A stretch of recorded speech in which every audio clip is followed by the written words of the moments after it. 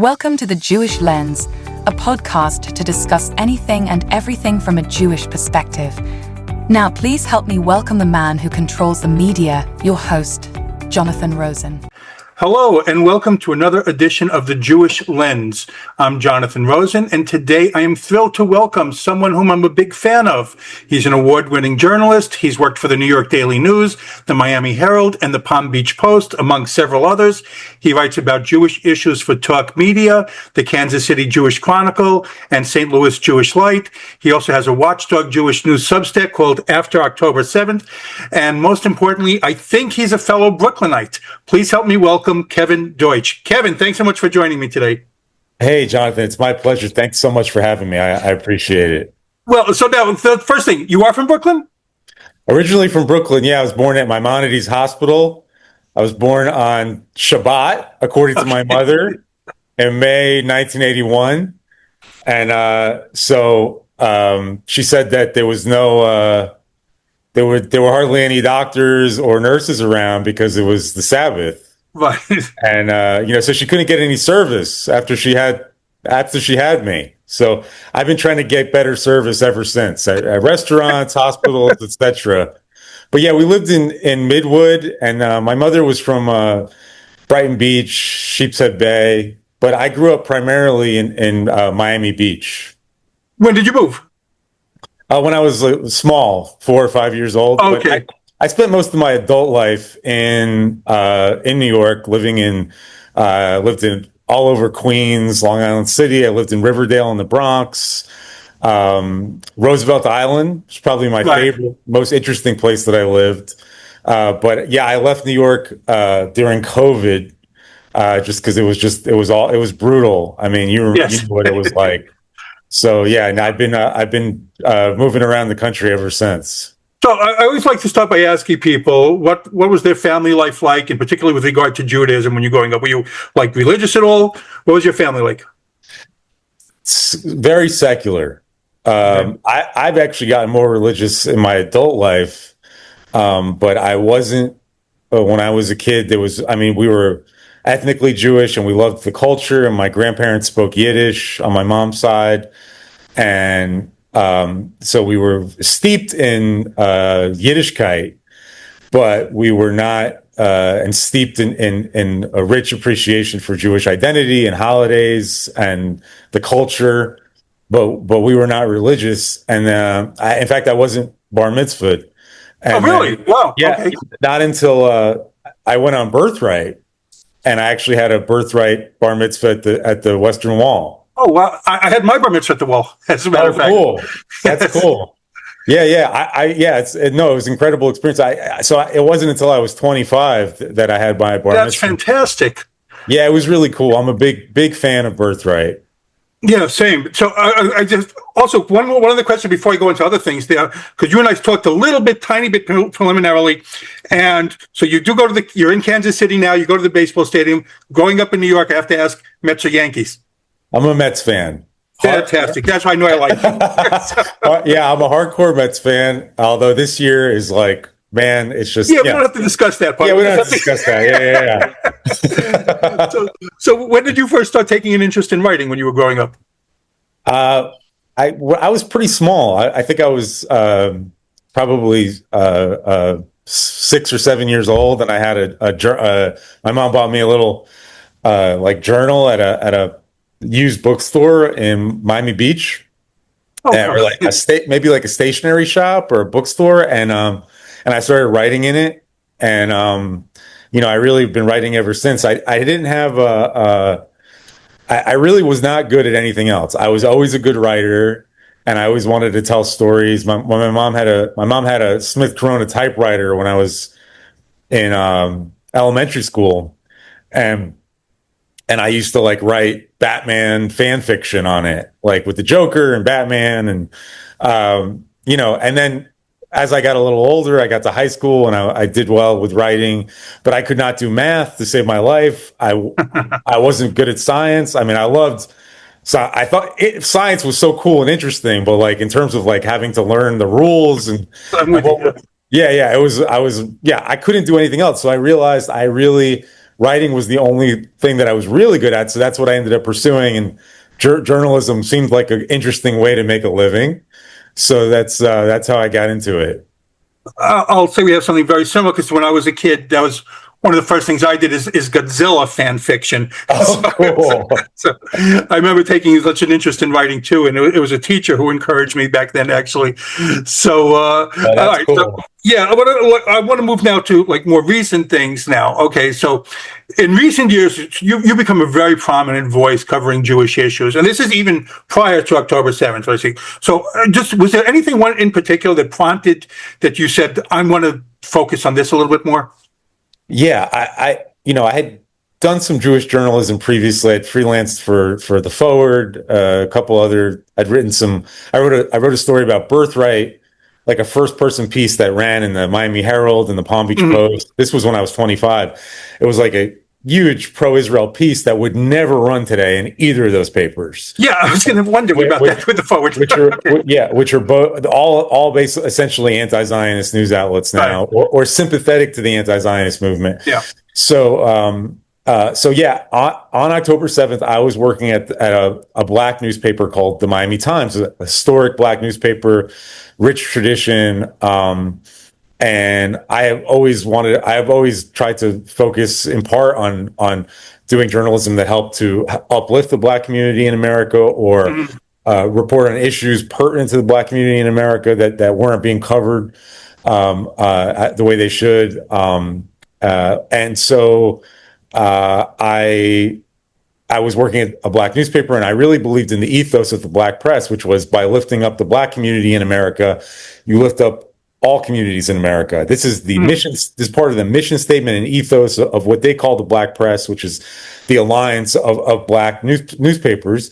And so, there's a Latino press, there's a Jewish press, ethnic media, Irish press, but the Jewish press doesn't really have that credo or that organizational mission statement. And so after October 7th, I was, working on to uplift the black community, and I realized that my people, the Jewish people, really needed that kind of advocacy journalism, because we were under attack spiritually and physically through propaganda and through the mass pogrom of October 7th, and history was repeating itself. And so I really wanted to do advocacy Jewish journalism, calling this hate movement what it was, this existential threat to the Jewish people. And so I couldn't, I had no room to do that at the Miami Times, obviously, but I wanted to borrow that advocacy journalism model where they unabashedly help their community and help their people and call out anti-black racism. So I wanted to take that model and apply it to the Jewish world, and take that watchdog lens and apply it to the Jewish ethnic press, and be a voice for the Jewish world, that unabashed advocacy journalism. So that's why I started the After October 7th Substack. And so essentially we cover stories that usually no other outlet is covering, certainly not mainstream media, but also many times not the Jewish outlets either. Right. So that's essentially our mission, is to shine a light on issues in the Jewish world post October 7th that aren't being covered. And most importantly, I cover anti-Zionism essentially as a hate movement, and expose anti-Zionist bigotry, which is ascendant right now. Oh, sure. I'm just curious. I wasn't going to ask this, but until you just mentioned it, were you at the Miami Times when October 7th happened? I was, yes. How did they treat the whole thing that going on October 7th and post October 7th? Well, at the time it wasn't really covered. It wasn't covered as even though it was this massive news story, and to us it was the biggest story in the world. Right. It did not necessarily. It definitely didn't land that way in the black press when it first happened. Now, over time, what I noticed was, and I left the paper a short time after that and went to work at Talk Media, which is where I work now.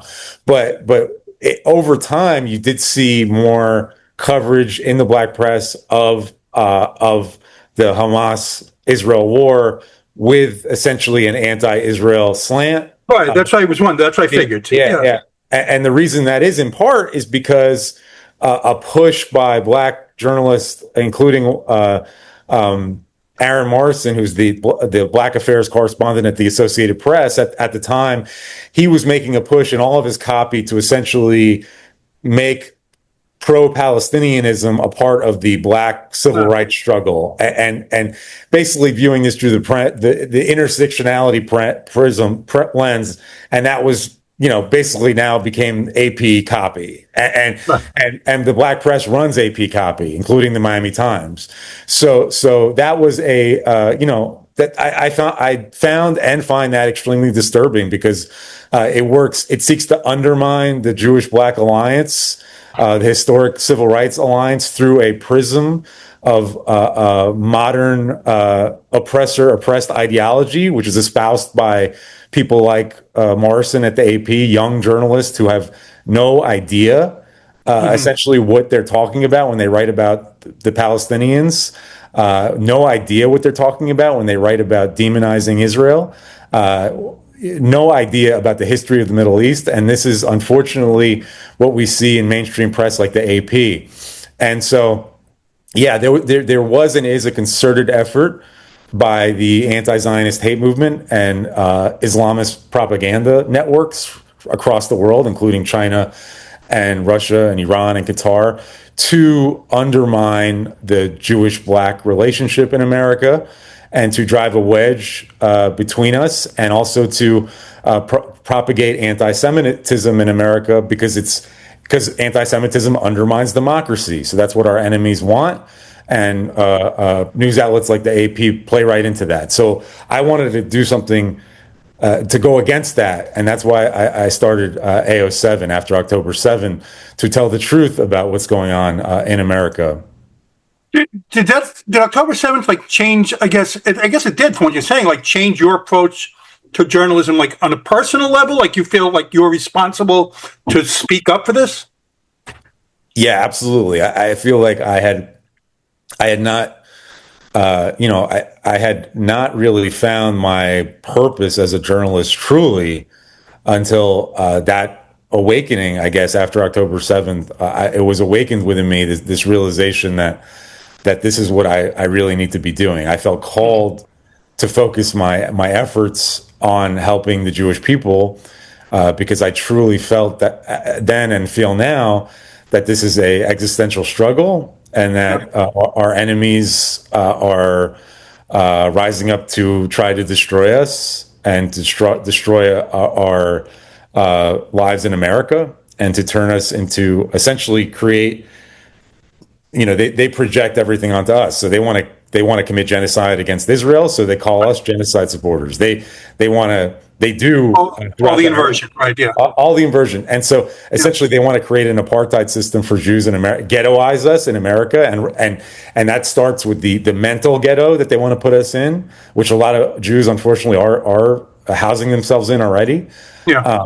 And so for me, it was about I saw this happening, and I felt I needed to start AO7 and fight this journalistically, and I feel like we all have a role to play, in our lives, whatever our gifts are as Jews, and that if we all use our gifts individually, whatever that gift is, mine being journalistic, and then we come together, we truly can beat this as a people. But that's the only way we can beat it.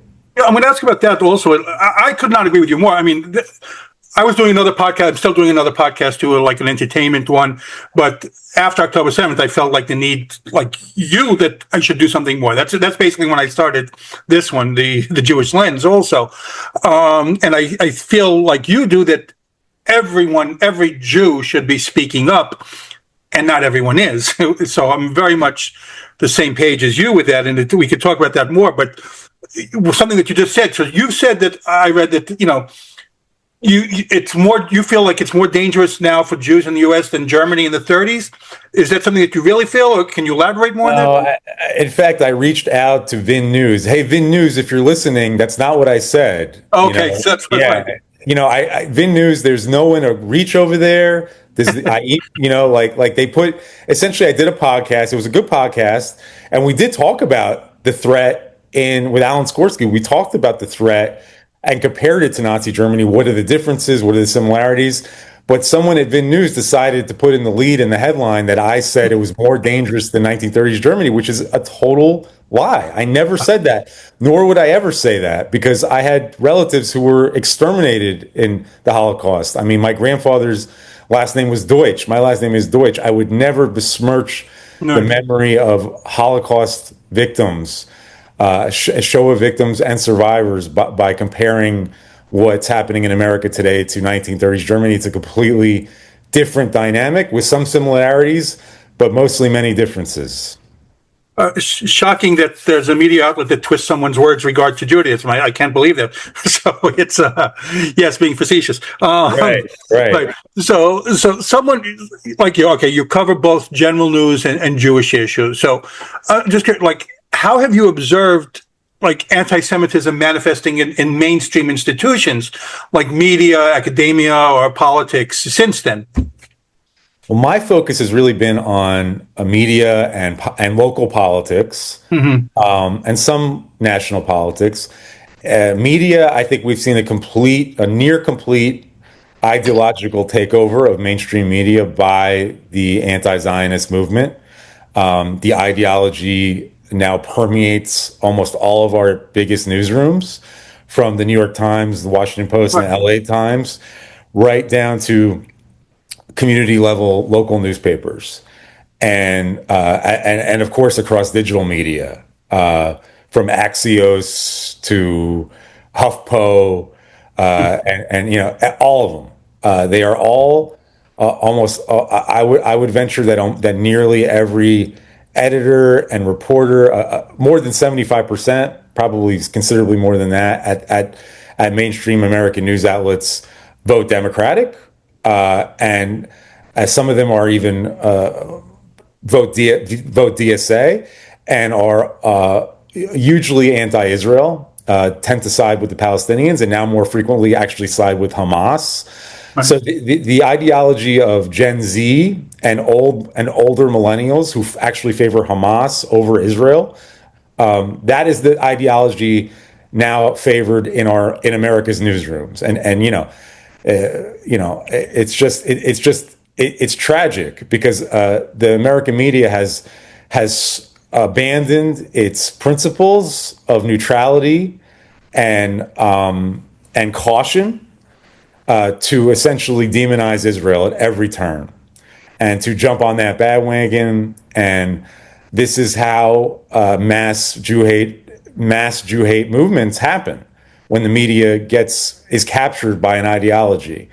And it has been captured by this ideology, which is part of the broader left-wing ideology, in which victimhood is power, it's status, and therefore, if you are considered the right kind of person of color, you have that status. You're the right kind of minority, then you're the right kind of victim, meaning you have the power and the voice, and we're going to pay attention to you in the media.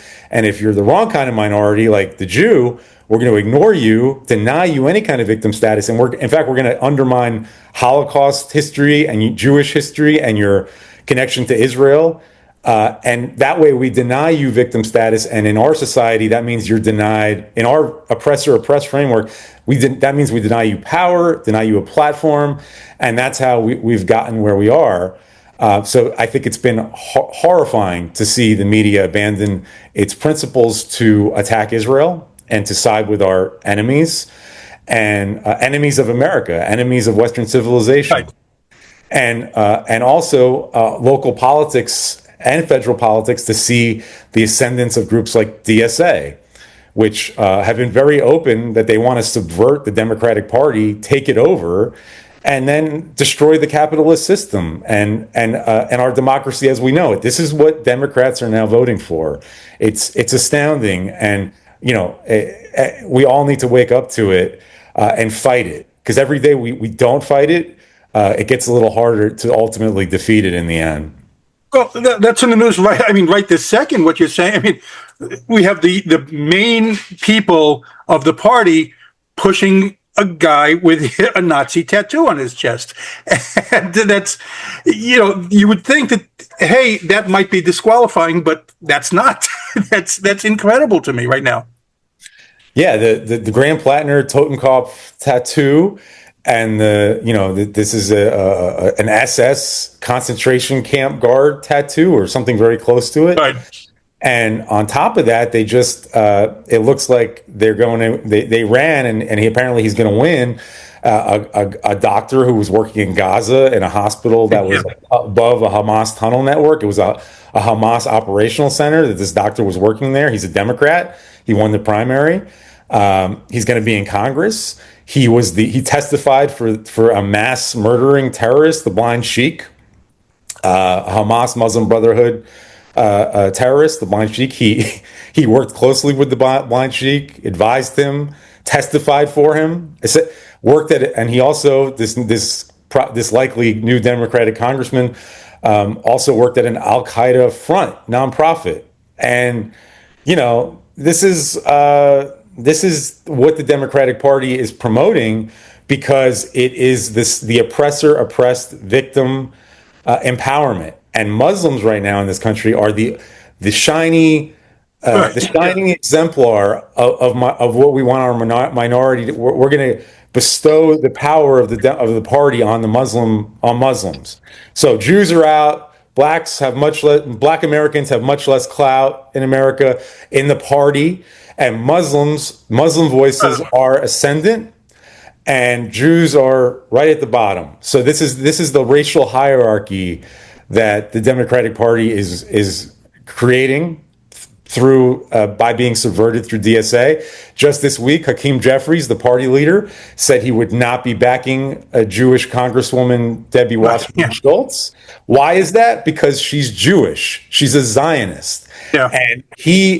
And the party is going to erase and purge every last pro-Israel Jew within the next decade. It's over. So, it's time that Jewish Democrats start waking up to that reality. Yeah. Okay. So let me ask you that, because I just today, and I see it anytime I post about it, when you post things pointing out things in the Democratic Party, and this has nothing to do to me with who you grew up believing in, and I was born a Democrat. I'm still registered as that. I'm not saying that I would vote that way at all, but when you post something about calling out the anti-Semitism in the Democratic Party, how is it received? I see for myself when I do that, it has much less engagement. Jews don't like to acknowledge it. What do you see when you post that type of thing? Yeah, that's a great question. I think when I post, and I do generally write more about anti-Zionist ideology in the Democratic Party via DSA and candidates who spread libels about Israel, Zionist, and so on. I find that the audience that it does tend to attract more of a conservative leaning audience. Now, whether or not this audience was conservative before October 7th, I don't know. Right. But I also do get a lot of Democrats engaging with my content who are sickened, disgusted, and say they're not going to vote for Democrats again. But a lot of them also say I can't vote for Trump. I can't vote for the Republicans, but I definitely can't vote for the Democrats either.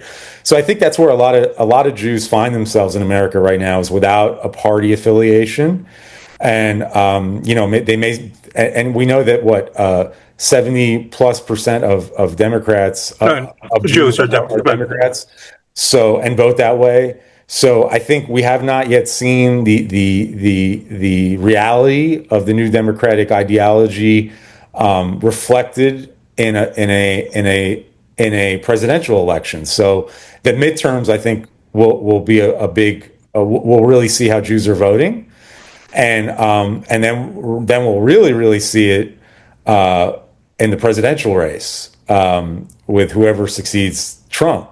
Right.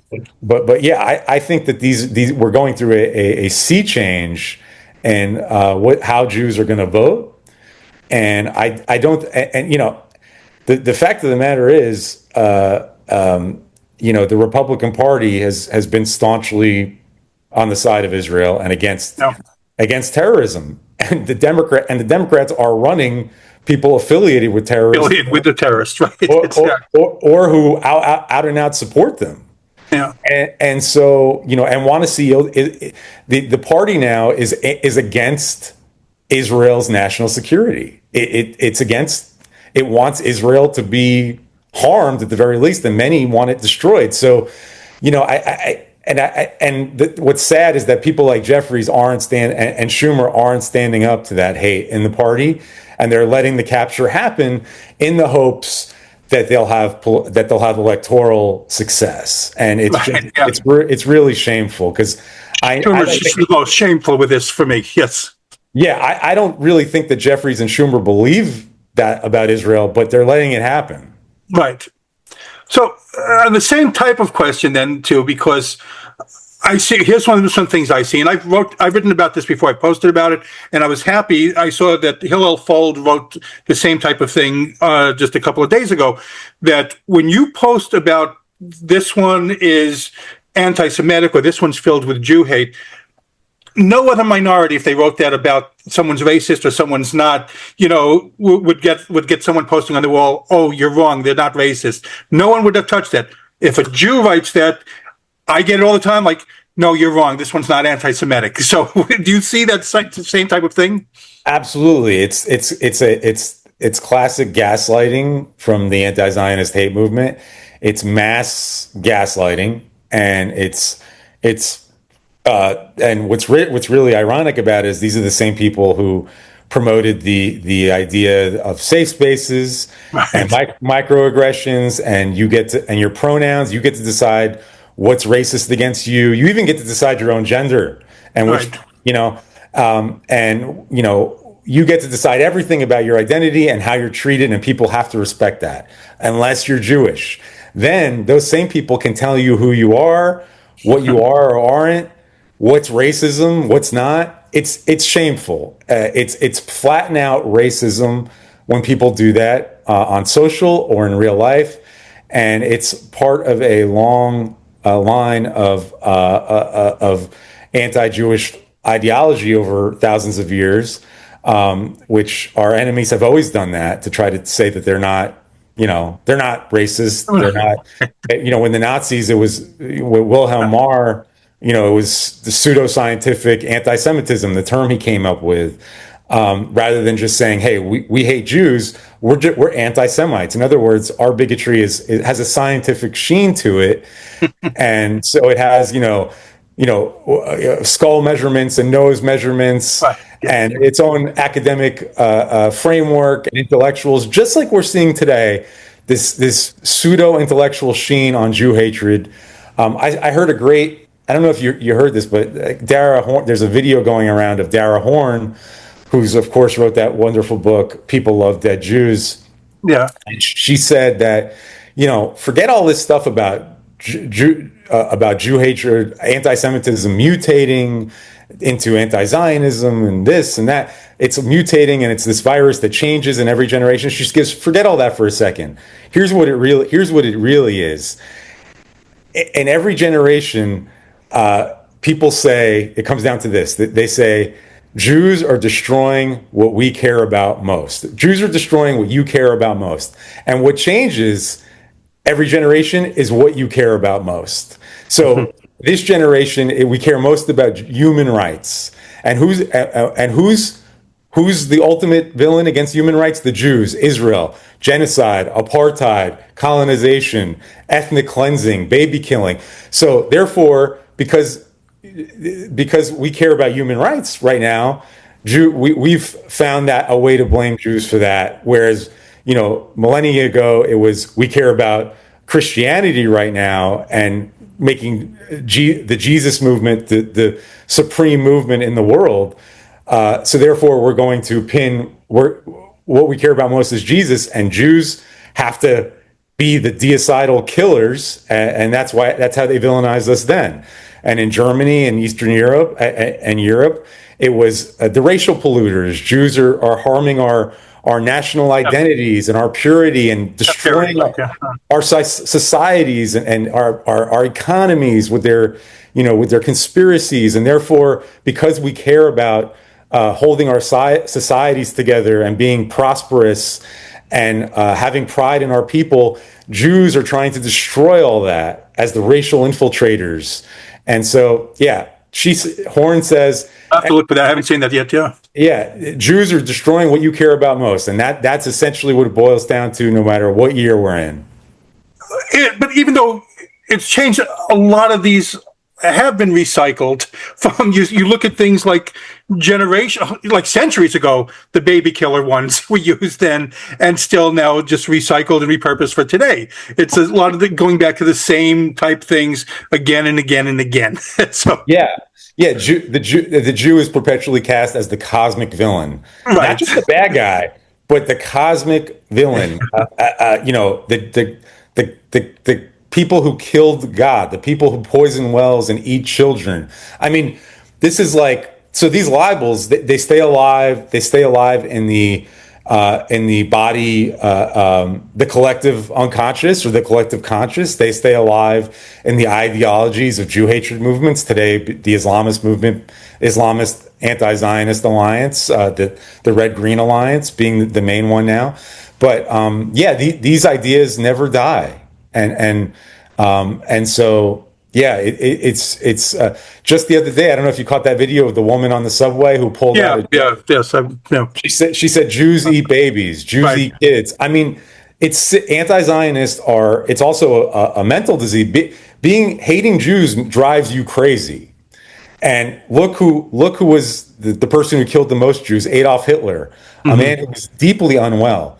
Well, I submit that where this all that's missing between the anti-Zionist hate movement in America right now and Jews and the next level happening of Jews being murdered in the streets is the fact that the anti-Zionist movement does not yet have a leader like that who is totally unhinged, and they will vote for someone like that if they rise up, and that's what I'm worried about.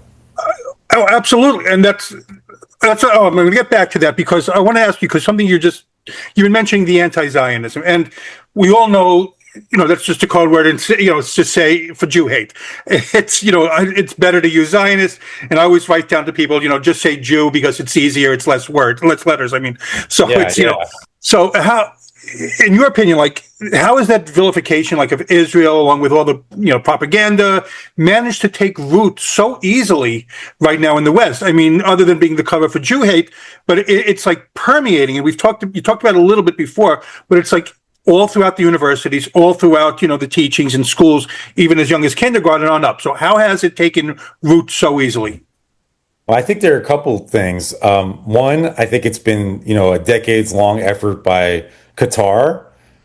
We continuously see investigative journalism exposing the billions upon billions upon billions of dollars they've invested in education and politics to shape and culture, to shape to fund endowments, to fund professorships, to create a new generation of professors who are anti-Israel and anti-Western, and also that Qatari money and ideology, which is backed by the same ideology as the Muslim Brotherhood, same ideology as Osama bin Laden, same ideology as Hamas and Iran.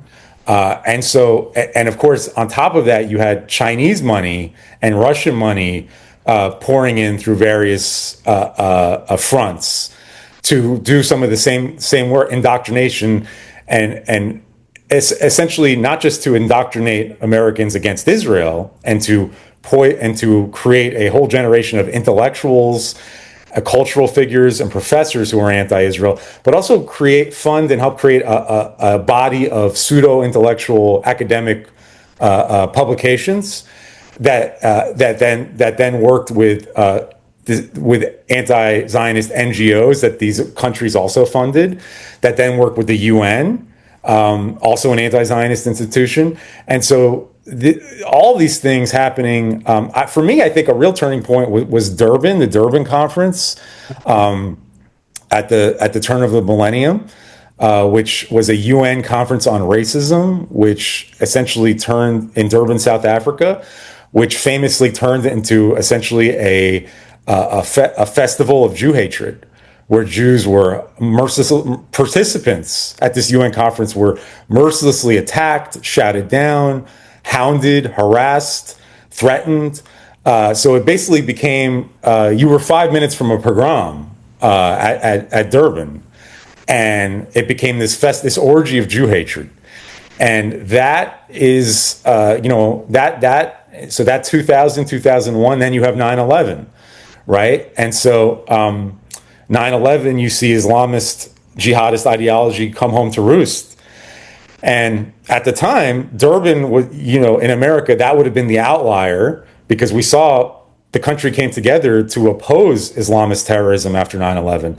But that same seed that had been planted at Durban through Islamist ideology and funding of anti-Zionist NGOs, anti-Western NGOs, anti-Western academics, that was first evident at Durban, and then over the years that became that ideology infiltrated more and more of our institutions, took root in our culture, and then fast forward to 2021, 20 years after 9/11, Osama bin Laden wrote this document called Letter to America, where he basically explained why America was evil and why American civilians were fair targets for Islamist terror attacks that killed them, such as the 9/11 attacks that killed nearly 3,000 Americans in the Pentagon, Twin Towers, and that went viral because young people, the same people who hate Israel today, went online and reposted that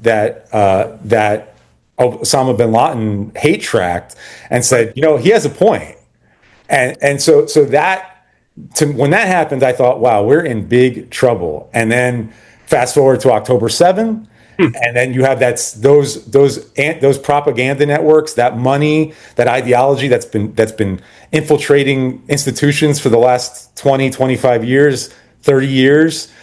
That is the cataclysm which makes it mainstream. It lets it loose mainstream in the culture. All of these people who are now paying attention to this issue and primed for brainwashing are very quickly brainwashed, and the left picks it up as the cause celeb of the global left, and there's been no turning back, and so it really has us on our back foot as Jews. But we've been in worse places before. We'll get through it. Well, I'm going to ask about that too, but this, you just said it, that you hit the nail on the head there. It's also, besides the Jew stuff, it's also teaching kids now to hate their own country, to despise their own country. So what can be done? I see, Leo Terrell posts about all the time, to tag him with these college, universities. And I remember, the big thing with Elise Stefanik in having the congressional meeting. So what can be done now to root this out of the universities? Is anything being done to rooting this out? Not currently, no. I mean, I think that certainly the DOJ, under Harmeet Dillon and with Leo Terrell's help, and the civil rights attorneys there, focused on fighting anti-Zionist racism and anti-Semitism in our colleges.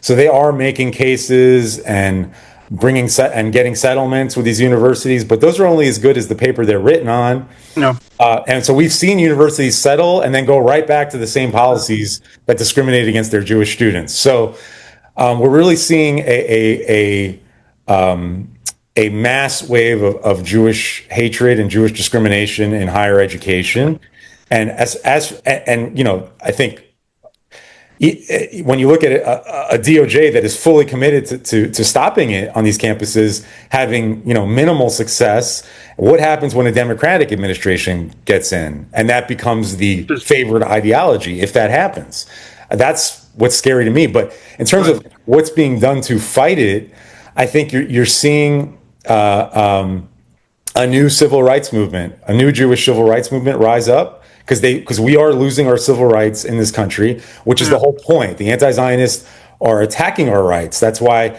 they don't want IRA to pass. Because they don't want us to be able to call what they're doing racism, which it is. It's Jew hate.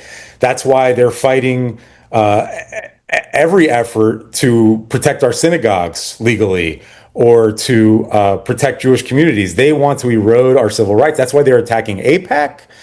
because they don't want Jews to be able to fund a lobby that supports Israel, and by supporting Israel actually supports our security as Jews. And so it's about undermining Jewish civil rights. And so a new civil rights movement has risen up, led by organizations like the Lawfare Project and its End Jew Hatred, and the Movement Against Anti-Zionism and End Anti-Zionism. These organizations now are at the forefront of protest, of calling anti-Zionism a hate movement, which I truly believe it is. And so they're at the forefront because Jewish institutions that we grew up with they're lost. They are too enamored with their fat paychecks and their security, and they don't want to rock the boat. And they are so out of touch with this moment, and they need to just get out of the way and let these new organizations take over, because we are being led like sheep to the slaughter by groups like the ADL, but like the AJC. I mean, sorry guys, you have massive salaries, massive endowments, and you refuse to call out anti-Zionism as bigotry. And then you have groups like MAS, Movement Against Anti-Zionism, which are doing exactly what we need to do, but they just don't have the money or the backing yet. But we'll get there. So these are the groups that are protesting outside Gracie Mansion.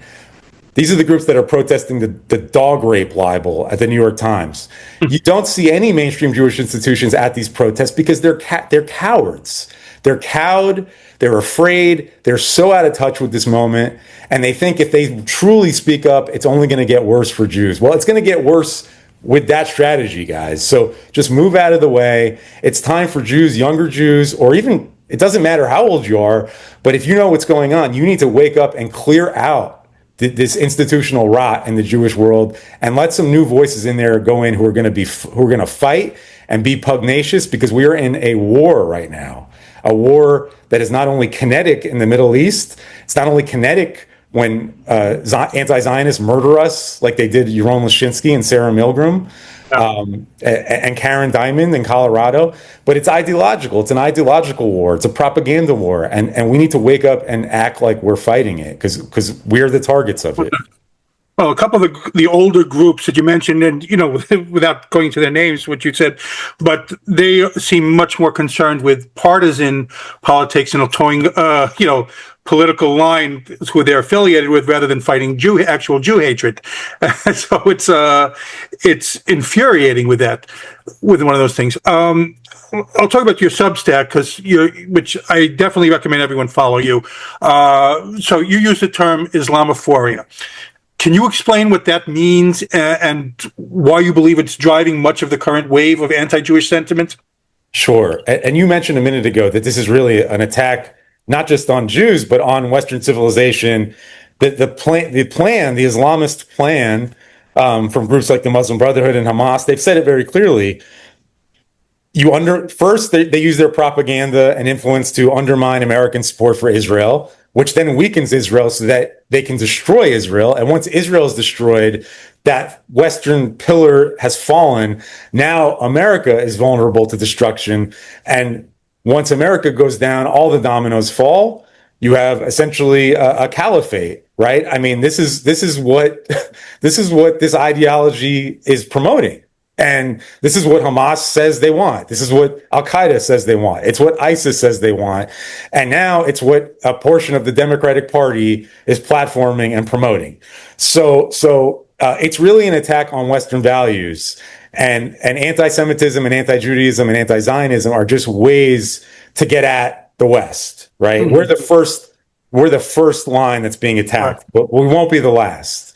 And so you don't have to support Israel or be a Zionist. You just have to believe in America to stand up to this hate movement. That's all you need to do as a good American. See what's happening, wake up and fight this, or else you're not going to have a democracy for much longer if we keep empowering groups like the DSA. So I'm so sorry, Jonathan. You asked me. Oh, Islamophoria. Oh, yeah, right. So this was idea about Islamophoria. I was talking to friends of mine who are much smarter than me, and And I started talking about this idea. We talked about this euphoric sense that we were seeing in the anti-Zionist movement. And so I started talking about this recently, this word that I like to use called Islamophoria, which is this ecstatic, frenzied excitement that you get as a Westerner when you identify with the Islamist hate movement. It's this ecstatic frenzy, the same kind that you saw committed by Hamas Islamists on October 7th, that bloodlust, that excitement where they were calling their parents and say, "Mom, I killed a Jew." That very quickly was brought, that Islamophoria, that euphoria was brought over that, which is, and I use the term Islamophoria because it's Islamist ideology that kills Jews. That ideology created that excitement, which then infected parts of the West, including the United States of America, where you saw Western activists take on infected by what I call Islamophoria, where they started putting on keffiyehs and talking about the evil Zionist oppressor that needed to be destroyed, that was oppressing the Palestinians and stole their land and was starving them and killing babies and spreading all these libels. They were all libels: genocide, apartheid, colonizer being the main ones. So this exuberant excitement on the part of Western pro-Islamist demonstrators that put on keffiyehs. We've even seen them get on the kneel during and pray with anti-Israel Muslims during prayers. This you recently saw Anne Hathaway saying Inshallah. I'm not saying that Anne Hathaway has Islamophobia, but I'm just saying this is how it permeates through the culture. This identification with this hate, with Islamist hate, not to lump that in with mainstream Islam. You know, most Muslims in America reject this genocidal hatred of Jews. They truly do. I truly believe that. But Islamism is this poisonous ideology that's extremist Islam, political Islam, that seeks to create, to make everyone else subservient to Islam. Through that totalitarian genocidal ideology that targets Jews. And we see mostly white Westerners cosplaying as Islamist terrorists with their keffiyehs and their masks and their intimidation of Jews, and they're wearing the Hamas headbands, and they're taking over Heinz Hall at Columbia and pretending they're Hamas. This is Islamophoria. And so that's why I started using that term. And it is the opposite of Islamophobia, where Islamophobia is what you would call fear of Muslims or racism against Muslims. Islamophoria is this unreasonable, exuberant identification with the most radical strain of Islam, which is Islamism, which is a genocidal ideology. Well, you see, what you said is all these things. Whenever you see like these Jew hate rallies, that called something else, it's filled with foreign flags. And what you just said, which I agree with the Islamophobia, because you see all these groups that theoretically should have nothing in common. You have all the gay rights groups like participating in, and like, they hate you. Like, wake up, they hate you, they despise you, but you're marching alongside them because you're, hey, Jews. And so it's like just incomprehensible to me how these diverse, these groups should share that same marching orders, Yeah, absolutely. And, it's like this intersectionality gone berserk, where you have, gay rights groups that would be executed on site in Gaza and the West Bank, or at the very least imprisoned and tortured for being gay, now identifying with Islamist hate groups that wave the Hezbollah flag at protests in New York City and beyond. And so this is the Red-Green Alliance, and that alliance is what we're at war with. And that is the alliance that the Democratic Party has chosen to take up with. And so we need full solidarity in the diaspora if we're going to defeat this alliance. Because if it ultimately gains the power that it's looking for, which is the power over our federal government and our local governments, they will attempt to destroy the Jewish people in as far as we support Israel. We will be ghettoized again, or we will have to go to Israel, which they will still be trying to destroy. So that's the ultimate aim here. But yeah, I'm actually working on a book project right now about the anti-Zionist hate movement. I'm involved with I'm in a lot of Signal groups, WhatsApp groups with far left groups that I use a pseudonym to I get stories out of it. DSA groups, etc., where I get to see what they're doing in a particular city. And what's interesting to me is there's a lot of promotion of anti-Zionist cultural voices. An anti-Zionist writer who you've never heard of, but within the DSA, he's selling thousands of copies because he spreads the genocide libel. And they're holding local events at coffee shops, that no one even knows this is going on, but they're all over the DSA chats, internal chats. And there's this entire anti-Zionist, racist, anti-Jewish ecosystem in our cities happening right beneath our nose. It's all right there on these Signal groups. So I've been sort of writing about that. It's extremely disturbing because what you see is that every week the number of people in these groups grows larger. That's terrifying, absolutely terrifying. And I think we talk about the other groups that, like you say, they hate, but I've said many times, I see other people saying that the Jews are the first in line, but we're all in the same line. They don't realize that, you're next after. Yeah. So I'm curious also, because I'm a writer, I'm an author. And so I'm wondering, in a lot of fields, and definitely in publishing, there's like this anti-Semitic upswelling coming through, and there's a lot of the creative fields. Have you seen that with people that you know or peers in journalism, as well?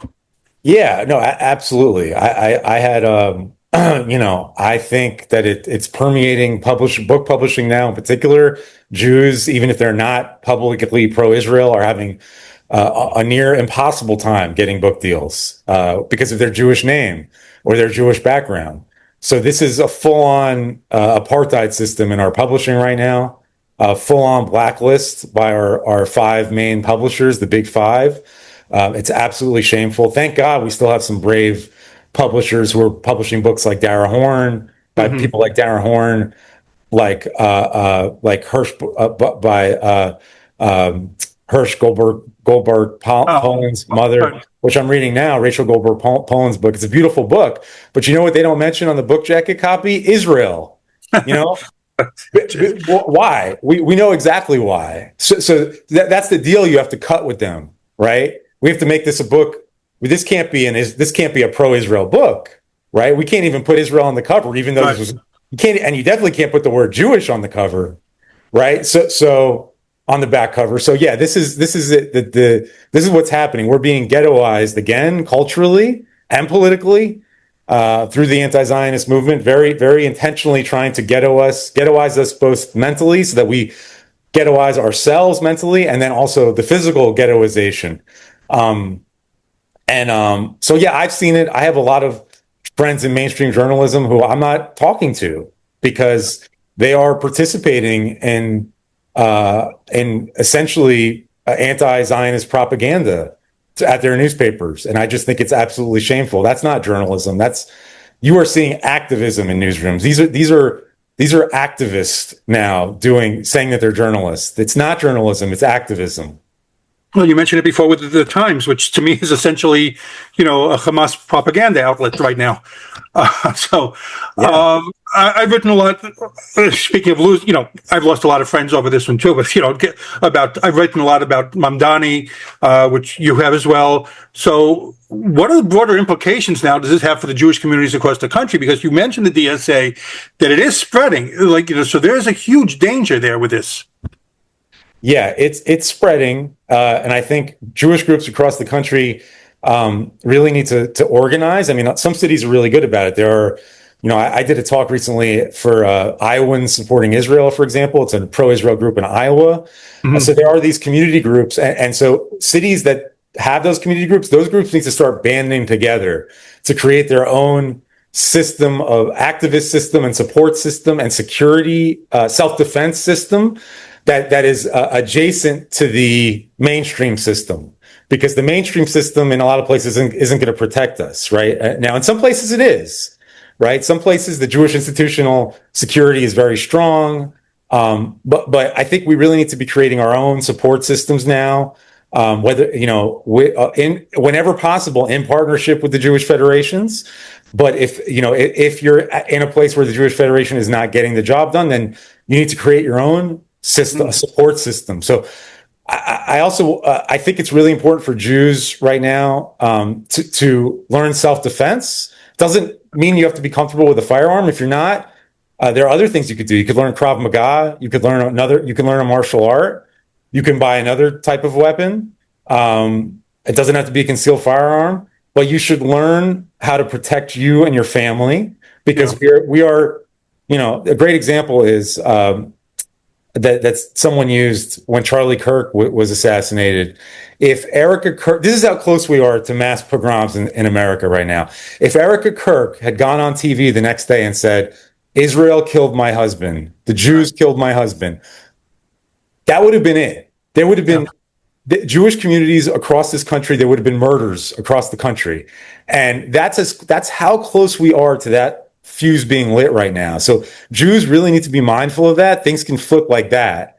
And so self-defense is essential. I recommend that everyone read a book by the author Benjamin Kirstein called Jewish Self-Defense, which talks about the foundations of Jewish self-defense going back to the early Jewish kingdoms, King David, and the warrior class of Jews, and going on to the Zionist thinkers who preached a Judaism of not just a self-defense, but offense, that the best defense was a good offense. And I think for Jews in America right now, the best defense is a good offense, not only physically, but ideologically. We need to be able to show up at protests to counter these bigots. If you look at schools where there were Jews who actually fought back physically against the anti-Zionist racist, that was the end of the movement there. It killed the movement because they saw Jews were showing up and we're gonna fight.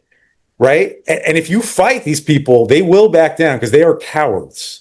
So number one, be willing to stand up for yourself with it. Always, comply with the law, but always be willing to stand up for yourself. We need to start counter protesting aggressively against these groups. We need to start going to synagogues or anywhere where these groups say they're going to show up, like the JDL did. But unlike the JDL, we have to be legal and not racist. We need to be better than these people who are racist against us. And then ideologically, politically, the best defense is a good offense. We need to be on the offense against this hate movement, calling it what it is, just like anti-Zionism is ascendant in the Democratic Party and it's hot right now. In our own universe, in our own political universe, we need to make strong Zionist voices, pro-Israel voices, a muscular Judaism, cool again in the Jewish world. Because if we don't adopt that example from the early Zionists, that we have to protect, stand up to these racists and fight back, we are dead. That's how I feel. Well, no, I cannot agree with you more. And that's why I keep saying the same thing, that everyone needs to be speaking up now. Everyone needs to do something because, if you're just silent, that's the only voice being heard. And I would say, if you're not speaking up now, what the hell are you waiting for? Because I already see this, I have friends who they say their kids have gone to colleges and now have become anti-Israel from all the propaganda. You need to speak up and let your voice be heard to counter all the nonsense, all the propaganda that's being pushed into them. Yes, it's imperative that all Jews stand up, and everybody has a different gift. As Jews, and we're gifted people. We've had Jewish culture and arts and literature in our culture for thousands of years, and we've developed these incredible intellectual ideas. And so we're a talented people, and we need to bring those talents to bear, creatively, rhetorically, politically, in every field, whatever our gift is, to stand up for our people. And I understand that a lot of Jews are in precarious positions because they work in non-Jewish organizations and there's fear, right? There's fear. And so sometimes that might mean that you can't lose your job, because if you lose your job, Right. then your Jewish family isn't going to eat, and that's not good for anybody. So, but there are ways that you can subvert the anti-Zionist ideology quietly, or using the anti-Zionists use subversion to great effect.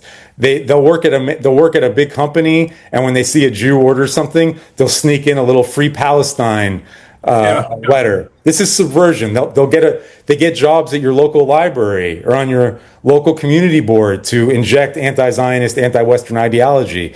So they're very good at subverting systems. We need to find our own way to subvert their system.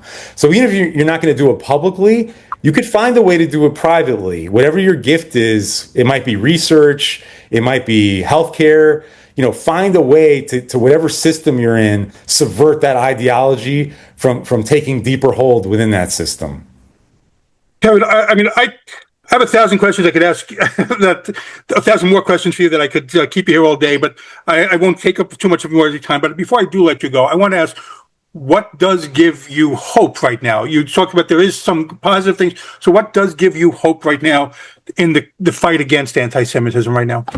Well, one is that we have brave new organizations willing to call anti-Zionism a hate movement. Okay. We have organizations recognizing this and identifying this very clearly as an ideology that wants to commit genocide against Israelis and Zionists and destroy Israel, and then ghettoize us in the diaspora, and leave us the way we were pre-Israel.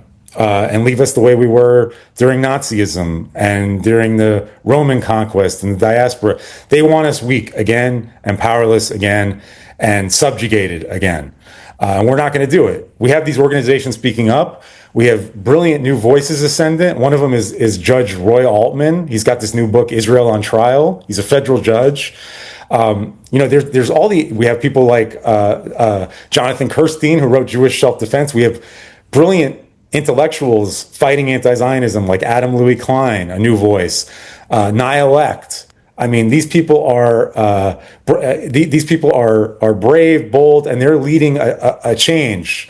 I truly believe that in 50 years we're going to look back at those names and be like, wow, they led a new civil rights movement, and so I want to be part of that. And I think we should all be part of that new civil rights movement. So that gives me hope. And then also the fact that Israel is stronger than it's ever been, even though it is ideologically, the propaganda war they've lost it badly. They are physically stronger and more successful than they've ever been. Israel has never been as strong or as dominant in the Middle East, nor have its enemies been so physically weakened, although not ideologically weakened. Right. So that gives me hope, because we can go to Israel. Israel is our home too. That's why it was built. That's why it was created. So for just things like this, so it's our spiritual home, and so we can draw spiritual strength from the example of our Jewish brothers and sisters, and from the Western Wall and the sites of our prophets and kings. And so that gives me hope that Israel is there and it's strong, and this anti-Zionist movement is not going to essentially undercut the Jewish diaspora's connection to Israel. It's just not going to happen, because, of course, you're always going to have collaborationist Jews. Collaborationist Jews have always existed. They collaborated with the Roman Empire, with the Nazis, with the Soviets, and now they're collaborating with the DSA. But essentially, if you give up on your connection to Israel, you're not really a Jew anymore. You might call yourself one, but you've given up one of the key bonds from the Jewish people, which is to our land and the God that we found in that land, and where we worshipped and built our temples, and where our history and language is from, and our beliefs are from. So Israel gives me hope. This new generation of leaders against anti-Zionism and for Jewish civil rights gives me hope. And new media, like stuff like you're doing and what I'm doing. We're good at this stuff. We're outnumbered, but we're out there. No one's going to cow us. There's not going to, the government, even if the anti-Zionist movement wins the White House, they can't shut us down. Like, we're going to be out there, and there's going to be a lot of people with us no matter what. And I'm still convinced that most Americans, at least half of Americans, ultimately will see through this poisonous ideology. Well, again, I want to thank. I'm a big fan of yours. I admire the work that you're doing, and I thank you for really sincerely for taking the time to come on today. Yeah, no, I'm a fan of yours too. This was a great talk, so I appreciate you bringing me on. I'm happy to do it anytime, so thank you. Appreciate that. Most importantly, how can people follow you on social media, including the Substack? Yeah, so most importantly, I have the After October 7 Substack. Don't be afraid to subscribe to Substack, guys. You can subscribe for free, or you can click through and do the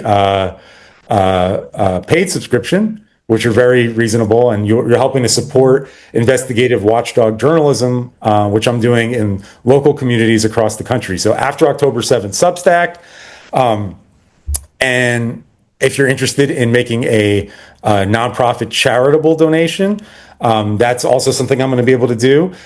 So you feel free to, if you're a philanthropist or you just want to support it outside of subscriptions, email me. I'm at kevinscottdeutsch@gmail.com. All one word, kevinscottdeutsch@gmail.com. You can find me on social at Kevin Deutsch Journalist on Instagram, Twitter, TikTok, Facebook. And I'm always looking for story tips. So if you have a tip from the Jewish world that's not being covered, or no one knows about, and the Jewish world needs to know about it in your community, shoot me a line and let me know, and I'll cover it. Fantastic. Again, thank you, Kevin. So let me sign this off. Again, this has been The Jewish Lens. I'm Jonathan Rosen. Again, a very special thanks to Kevin Deutsch. Subscribe to the After October 7 Substack, and please like, comment, and subscribe.